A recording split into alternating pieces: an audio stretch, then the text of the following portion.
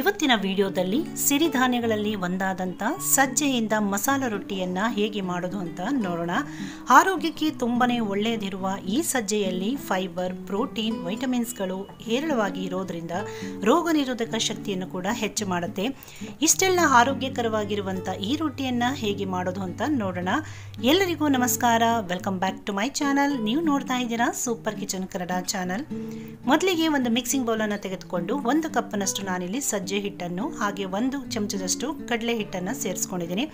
1 ದಪ್ಪ ಈರುಳ್ಳಿಯನ್ನು ಸಣ್ಣದಾಗಿ ಹೆಚ್ಚಿ ಸೇರಿಸ್ಕೊಳ್ಬೇಕು.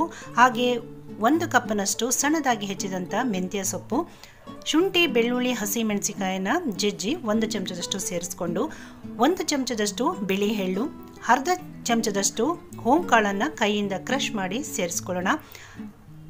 ಕ್ರಷ್ ಮಾಡೋದ್ರಿಂದ ಅದರಲ್ಲಿರುವಂಥ ಪರಿಮಳವು ಹರಡಿಕೊಳ್ಳುತ್ತೆ. ಹಾಗೆ 1 ಚಮಚದಷ್ಟು ಖಾರದ ಪುಡಿ, ಅರ್ಧ ಚಮಚದಷ್ಟು ಧನಿಯಾ ಪುಡಿ, 1/4 ಚಮಚದಷ್ಟು ಅರಿಶಿನ ಪುಡಿ, 1 ಚಮಚದಷ್ಟು ಫ್ರೆಶ್ ಕ್ರೀಮನ್ನು ಸೇರಿಸ್ಕೊಂಡು ರುಚಿಗೆ ತಕ್ಕಷ್ಟು ಉಪ್ಪನ್ನು ಸೇರಿಸಿ ಮೊದಲಿಗೆ ನಾವು ಇದನ್ನೆಲ್ಲವನ್ನು ಕೈಯಿಂದ ನೀಟಾಗಿ ಒಂದಕ್ಕೊಂದು ಬೆರೆಯೋ ರೀತಿಯಲ್ಲಿ ನಾವು ಮಿಕ್ಸ್ ಮಾಡ್ಕೊಳ್ಬೇಕು. ಇಲ್ಲಿ ಫ್ರೆಶ್ ಕ್ರೀಮ್ನ ಬದಲಾಗಿ ನೀವು ಎಣ್ಣೆಯನ್ನು ಕೂಡ ಸೇರಿಸ್ಕೊಳ್ಬೋದು. ನಾವು ಈ ರೀತಿ ಮೊದಲು ಕೈಯಿಂದ ಮಿಕ್ಸ್ ಮಾಡ್ಕೊಳ್ಳೋದ್ರಿಂದ ಸೊಪ್ಪಿನಲ್ಲಿ ಹಾಗೂ ಕ್ರೀಮ್ನಲ್ಲಿ ಇರುವಂಥ ನೀರಿನಂಶವೆಲ್ಲ ಬಿಟ್ಕೊಂಡಾಗ ನಮಗೆ ನೀರನ್ನು ಎಷ್ಟು ಬೇಕನ್ನೋದನ್ನು ನೋಡಿಕೊಂಡು ನಾವು ಸ್ವಲ್ಪನೇ ನೀರನ್ನು ಸೇರಿಸ್ಕೊಳ್ತಾ ಈ ಹಿಟ್ಟನ್ನು ನಾವು ಕಲಿಸ್ಕೊಳ್ತಾ ಹೋಗಬೇಕು.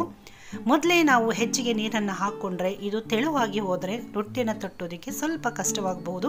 ಹಾಗಾಗಿ ನೀವು ನೋಡಿಕೊಂಡು ಸ್ವಲ್ಪನೇ ನೀರನ್ನು ಸೇರಿಸ್ಕೊಂಡು ಈ ಹಿಟ್ಟನ್ನು ನೋಡಿ ಈ ರೀತಿಯಾಗಿ ಸಾಫ್ಟಾಗಿ ಕಲಸಿಟ್ಕೊಳ್ಬೇಕು. ಇದನ್ನು ಹೆಚ್ಚು ಹೊತ್ತು ನೆನೆಯೋದಕ್ಕೆ ಬಿಡಬೇಕಂತ ಏನೂ ಇಲ್ಲ. ಇದನ್ನು ತಕ್ಷಣವೇ ನಾವು ರೊಟ್ಟಿಯನ್ನು ಮಾಡ್ಕೊಳ್ಬೋದು. ಈಗ ನಾನಿಲ್ಲಿ ಒಂದು ಬಟರ್ ಪೇಪರನ್ನು ತೆಗೆದುಕೊಂಡು ಸ್ವಲ್ಪ ಭಾಗದ ಹಿಟ್ಟನ್ನು ತೆಗೆದುಕೊಂಡು ನಾನಿಲ್ಲಿ ರೊಟ್ಟಿಯನ್ನು ತಟ್ಕೊಳ್ತಾ ಇದ್ದೀನಿ.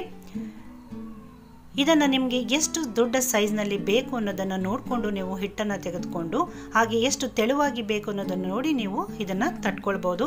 ನೋಡಿ ಈ ರೀತಿ ಇದನ್ನು ಕೈಯಿಂದ ನೀಟಾಗಿ ತಟ್ಕೊಂಡು ನೋಡಿ ಈ ರೀತಿ ಪೇಪರ್ನಿಂದ ತೆಗೆದು ನಾವು ಈಗ ಕಾದಿರುವಂಥ ತವಾ ಮೇಲೆ ಹಾಕ್ಕೊಳ್ಳೋಣ. ನಂತರ ಇದಕ್ಕೆ ಸುತ್ತಲೂ ಎಣ್ಣೆ, ಬೆಣ್ಣೆ, ತುಪ್ಪ ಯಾವುದನ್ನು ಬೇಕಾದರೂ ನಾವು ಇದಕ್ಕೆ ಹಾಕ್ಕೊಂಡು ನಾವು ಇದನ್ನು ಫ್ರೈ ಮಾಡ್ಕೊಳ್ಬೋದು.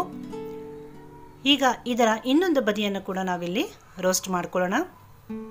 ಮತ್ತೊಂದು ಚಮಚದಷ್ಟು ಎಣ್ಣೆಯನ್ನು ಹಾಕಿ ಇದನ್ನು ನಾವು ಸ್ಪ್ಯಾಚುಲಾದಿಂದ ಪ್ರೆಸ್ ಮಾಡ್ಕೊಳ್ತಾ ಇದನ್ನು ಸುಟ್ಕೊಳ್ತಾ ಹೋಗಬೇಕು.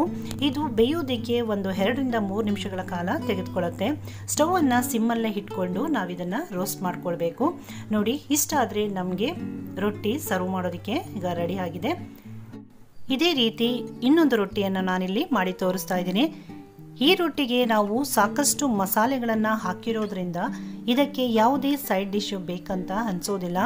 ಬೆಳಗಿನ ಬ್ರೇಕ್ಫಾಸ್ಟಿಗೆ, ಮಧ್ಯಾಹ್ನದ ಲಂಚ್ಗೆ ಬಹಳ ಕ್ವಿಕ್ಕಾಗಿ ನಾವು ಈ ರೊಟ್ಟಿಯನ್ನು ಮಾಡ್ಕೊಳ್ಬಹುದು. ಇದು 2 ದಿನಗಳ ಕಾಲ ಇಟ್ಟರೂ ಕೂಡ ಕೆಡೋದಿಲ್ಲ.